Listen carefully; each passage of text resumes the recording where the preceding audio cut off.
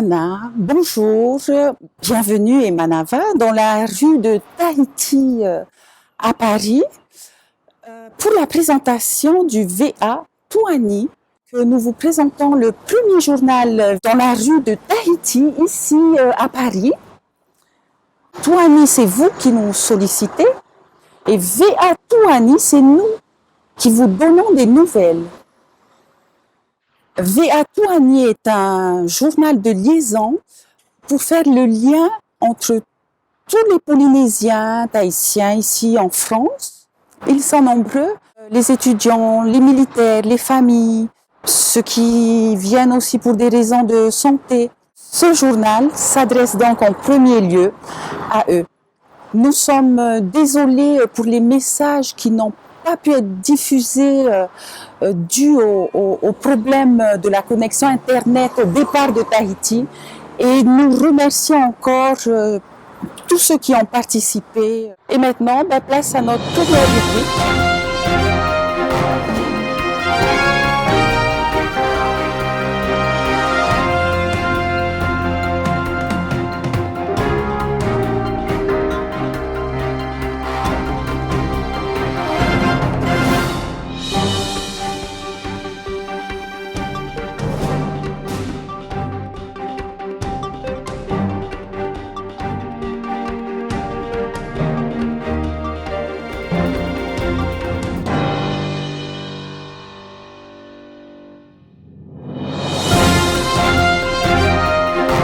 Rubrique sur les jeunes.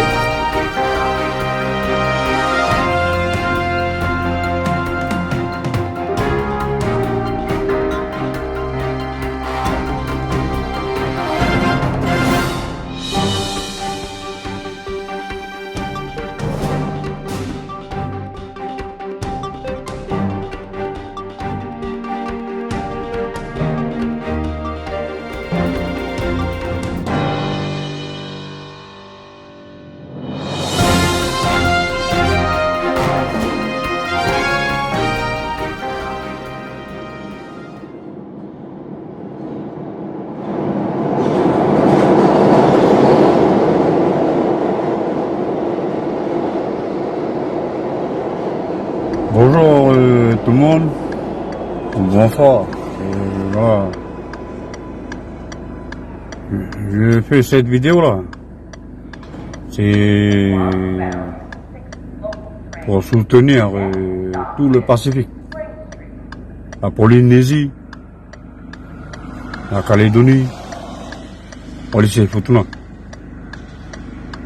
Et je soutiens tous ceux qui sont dans l'ombre.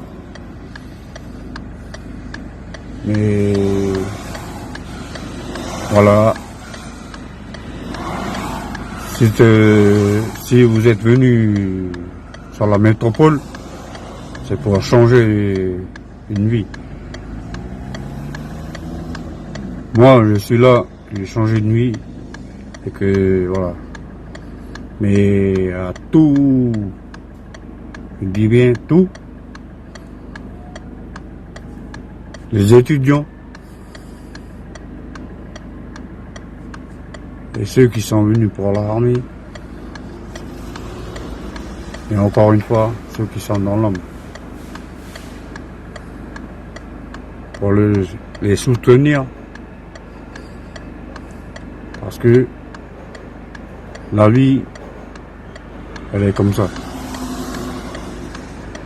Ressourcez-vous, s'il faut rentrer au Fénois. Le Fénois, ça nous rapporte encore plus de richesse. Voilà. Et je remercie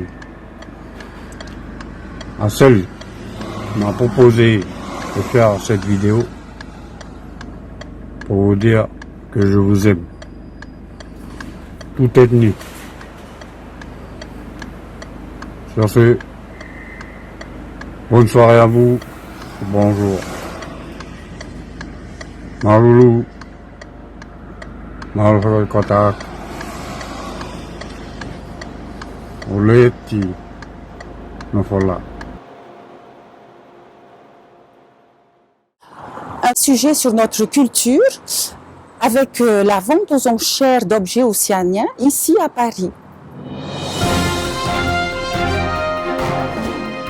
Bonjour, je m'appelle Laurent Daudier, expert au SFEP en art océanien, et avec mon ami Anthony Meyer, expert au même syndicat, nous allons vous proposer une vente aux enchères publiques qui sera sous le marteau de Maître Roy et Vaupré à Saint-Père-sur-Mer, une vente qu'on a appelée Pour l'amour de l'art et qui se tiendra le jour de la Saint-Valentin, le 14 février. Dans cette vente, nous proposons 3 collections d'Océanie. La vente se divisera donc en 3 parties. La première de ces parties sera une collection d'art kanak, collection merveilleuse qui est une succession de M. Jacques C., grand amateur de Nouvelle-Calédonie, qui a acheté ces objets tout au long de sa vie, et des objets qu'il a achetés sur place, qu'il a achetés dans le monde entier, et qui n'ont jamais été proposés aux enchères en France. Donc c'est une première, des objets de grande qualité. La deuxième partie de cette vacation sera des objets d'Océanie, la Mélanésie et la Polynésie. Nous en parlerons plus longuement tout à l'heure. Et la troisième partie, c'est la collection du père, enfin, une partie de la collection du révérend père Patrick Oreilly, qui a donné certains objets à son ami René Dessirier. Et dans ces objets de Mélanésie, que je vous proposerai tout à l'heure, que je vous montrerai tout à l'heure, on a découvert, et c'est même une redécouverte, des dessins d'un artiste qui s'appelle Somouk. Dans cette vacation, il va y avoir donc une partie mélanésienne et polynésienne, toute une série de casse-têtes, plus extraordinaires les uns que les autres. Vous avez par exemple ces 3 casse-têtes maoris, qu'on reconnaît avec les petites incrustations d'haliotide sur les yeux. Vous avez un bâton de chef qu'on appelle un taïa, une massue de guerre qu'on appelle un tewa-tewa. Vous avez une très très belle lance qu'on appelle un nakatara. Vous avez des îles Fidji, quelques bâtons de danse et de guerre. Dans la Polynésie, vous avez un objet que particulièrement j'adore, c'est un petit étrier des chasses des îles Marquises. Vous aviez le montant en bambou qui était accroché et on posait le pied. Et ça, c'est la représentation du dieu Tiki. Celui-là a la particularité d'être sexué, qui n'est pas courant. Le nom en marquisien de cet objet, c'est Vaeake. Vous avez un autre objet marquisien que je vais vous chercher,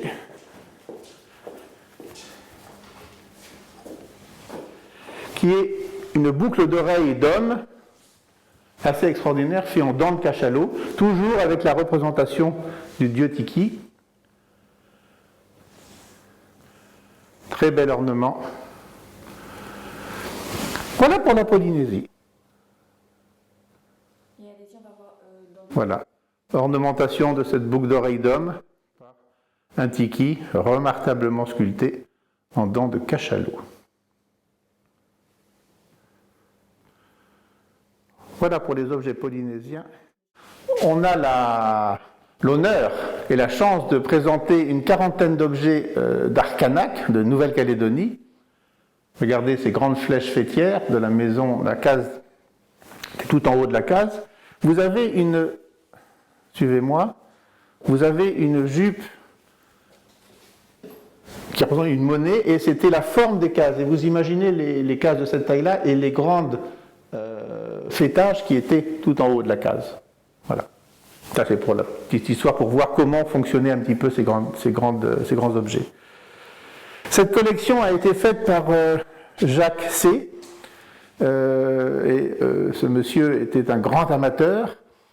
Il faisait partie de la famille des premiers Français qui ont été en Nouvelle-Calédonie en 1853.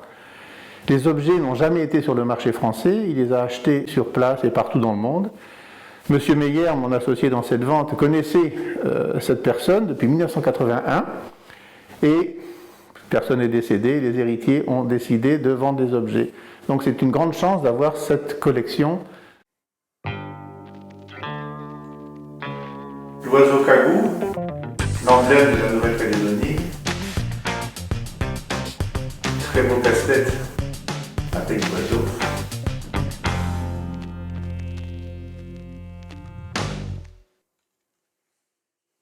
Vous remarquerez la poignée toujours caractéristique des Kanaks, avec le petit bourret. Au niveau des objets, je vais vous présenter un casse-tête qui a la particularité, pour bien comprendre, les casse-têtes à bec d'oiseau sont plutôt toujours de cette taille-là, avec le bec d'oiseau. Vous en avez un, vous en avez deux, et une fois sur 100 de ces casse-têtes, vous avez un petit comme ça, avec un tout petit bec. Est-ce que c'est encore un oiseau ou est-ce que c'est une tortue? Les livres ne sont pas toujours d'accord dessus. Mais l'important, c'est la qualité de l'objet, pas tellement ce qu'il représente. Il a donc la rareté pour lui, la patine. Regardez la qualité de ce bois.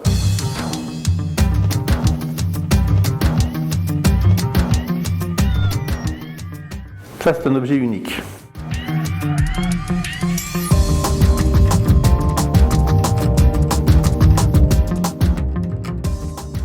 Dans la collection, il y avait cet objet assez magique, une vainée en madone dans le style de Gauguin, aux alentours de 1900-1910. Visage tout à fait caractéristique et toute la puissance et la qualité brisant le visage et le corps. Est-ce que c'est une vainée? Moi je dis madone, mais peut-être une vainée, une jolie jeune fille. Est-ce que c'est une vierge? On laisse à la personne qui rêve le choix.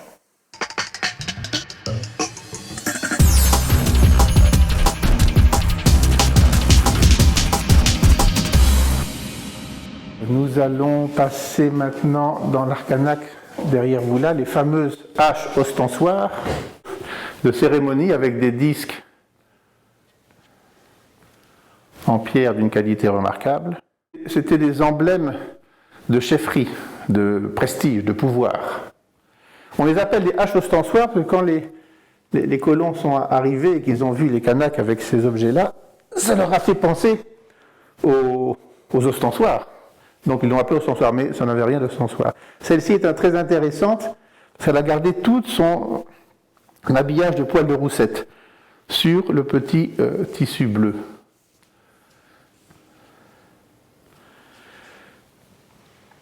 Ce sont des objets très rares et on a la chance d'en avoir 3. Vous avez un masque de deuilleur. Au moment des cérémonies funéraires, on portait ce masque-là. C'est un masque qui est vraiment dans son jus, il a gardé toute sa passementerie.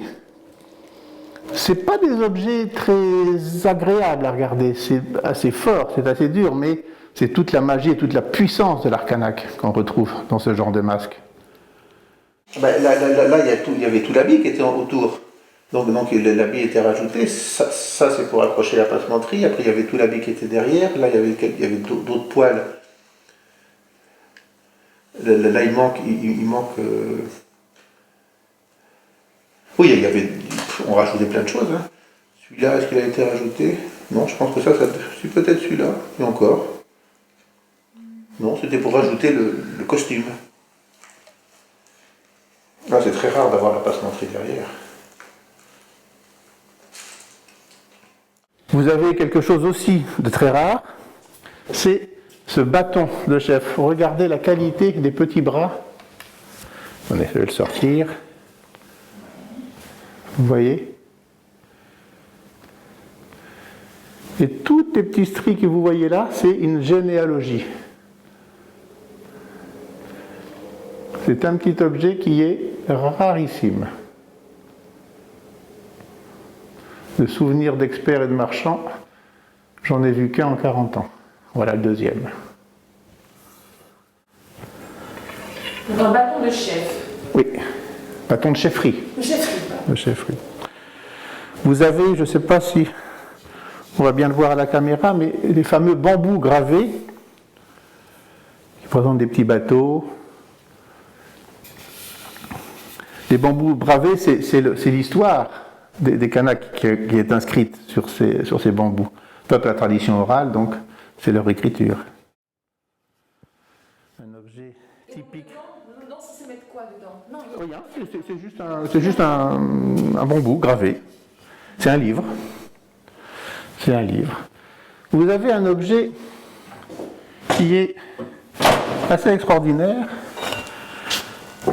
Personne ne s'entend dans les livres pour savoir si c'est un enfant dans un berceau ou un vieillard couché.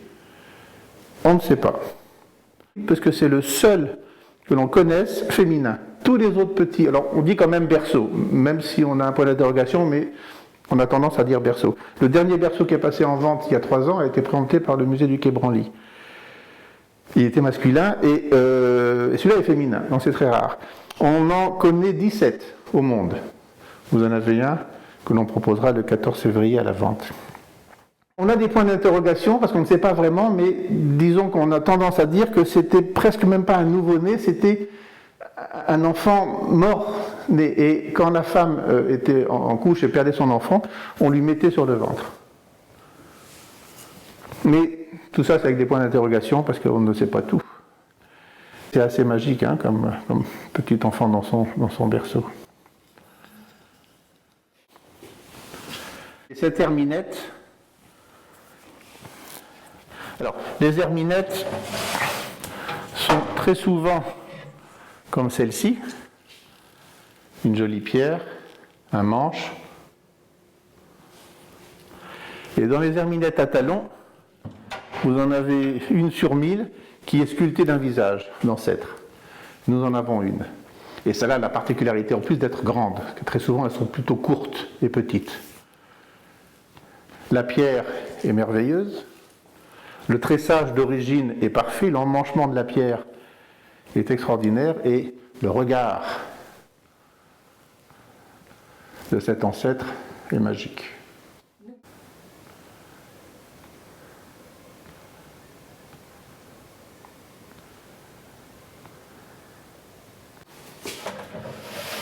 Voilà pour la Nouvelle-Calédonie. La troisième partie de cette vacation, c'est des objets qui proviennent du révérend père Patrick Oreilly, qu'il a donné à son ami René Dessirier. Dans cette collection, il y a une dizaine d'objets de Mélanésie et 7 dessins de Somouk. Ça a été une grande découverte il y a quelques mois de retrouver ces dessins que l'on croyait perdus, puisque il y en a 92 connus au monde, plus les 7 qui sont là, on est à 99. La première exposition de ces dessins a eu lieu en 1951. Le révérend père Oreilly a été l'archipel des Salomon et a rencontré un chef de village qui s'appelait Somouk. Il lui a donné des papiers et des crayons et il lui a dit: parlez-moi et décrivez-moi les mythes et les légendes des Salomon. Et Somouk a créé tous ces dessins-là. Le père Oreilly les a ramenés en Europe et les a distribués, d'abord dans cette exposition-là, et après il les a distribués à différents de ses amis. Beaucoup ont été perdus, et là on a eu la chance d'en trouver 7. Dubuffet est tombé amoureux de ces dessins-là et considérait Somouk comme le premier artiste mélanésien moderne. On était vraiment ravis de redécouvrir ces dessins que l'on croyait perdus à jamais. Et le dessin avec celui-là qui est un des plus intéressants, avec le personnage sur le requin, est merveilleux. Là, vous avez la légende de la chasse aux oiseaux. Ça vient de l'archipel des îles Salomon et des îles de Bougainville, récoltées entre 1934 et 1935 par le père Oreilly. Regardez, c'est des papiers de contes.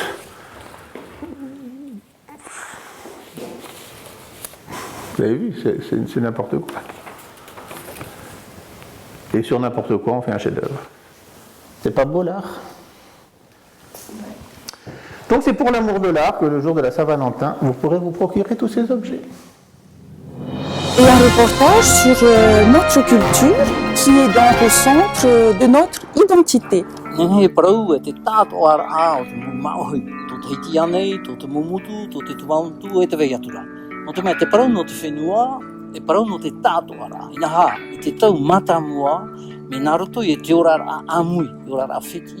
Durant nos étudiants, de métropole. Et puis, dans la foulée, vous aussi, nos jeunes militaires qui cherchez à gagner votre vie, à vous insérer dans la société. Bonjour à tous donc, et puis mes meilleurs vœux pour cette nouvelle année. Alors la question posée est la suivante. En matière de terre, on aurait un découpage, on a un découpage qui est de 70% aux propriétaires et 30% aux pseudo-territoires. Alors il faut bien comprendre que sur les 70%, on a une grande majorité qui est toujours en indivision et qui se retrouve devant les tribunaux, des familles déchirées, des familles qui vont plus loin que simplement se déchirer, qui vont jusqu'au cou, jusqu'à... voilà. Et on a 30% de nos terres qui seraient, je dis bien qui seraient, domaniales. Alors on ne comprend pas trop comment le territoire peut être en possession d'autant de terres. Il faut bien comprendre que les comités ont permis aux Polynésiens, en fait, ce n'est pas qu'une permission, ça a été une obligation pour nos Polynésiens de devoir titrer leurs terres. Et bien sûr, ça s'est fait dans des conditions extrêmement injustes, les Polynésiens ne sachant pas trop où étaient leurs limites, certains enfants ont omité pour leurs parents, etc., etc. Aujourd'hui, on se retrouve avec des terres qui ont été spoliées par l'État du territoire, pour des opérations stratégiques, pour des opérations militaires, notamment avec l'arrivée du CEP, et des terres présumées domaniales dans des communes, des îles, Rimata, les Australes, etc., où le territoire serait propriétaire. C'est une aberration et c'est un mensonge. Toutes les terres ont des propriétaires, c'est clair et net. Simplement, on n'a pas toujours la facilité de retrouver ces pièces. Ces pièces, ces écrits qui nous ont été préparés par les premiers missionnaires qui sont repartis avec, et aujourd'hui on se retrouve dans des situations difficiles, et je ne parle pas des terres que le territoire convoite fortement et dont bien sûr on ne permet pas aux Polynésiens d'avoir l'accès aux archives. Voilà, si vous voulez, la situation actuelle. Alors Whenua est un regroupement d'associations qui regroupe environ 50 associations, si on peut dire par association on a 100 à 200 personnes, vous voyez le chiffre que ça fait, je vous laisse faire le calcul, vous faites des hautes études et vous êtes capable de faire cette multiplication. On s'aperçoit donc qu'il y a énormément de personnes qui sont touchées par cette problématique. Et Whenua entend bien, en 2023, changer le cours de l'histoire et revenir à nos terres dans un concept maori, la vie communautaire, en amour, en fraternité, fini les guerres de succession, simplement une jouissance de nos terres, en famille, avec des conseils de famille, et on réapprendrait à nous aimer, à nous pardonner. Voilà pour un premier jour. Faituito à tous. No reira, hiara te ani hiara te na maoi, ia hi o atia. Te parau no tona whenua e ia tau I tu anhora. Ia vai te au ha ia parhei to I te hau, no te rawera mai, te rawera api mauti, te opere a te whenua, I half a hau te vahei a te whenua. Vous voyez l'étendue de la terre? Elle est immense. Il y a de la place pour tout le monde.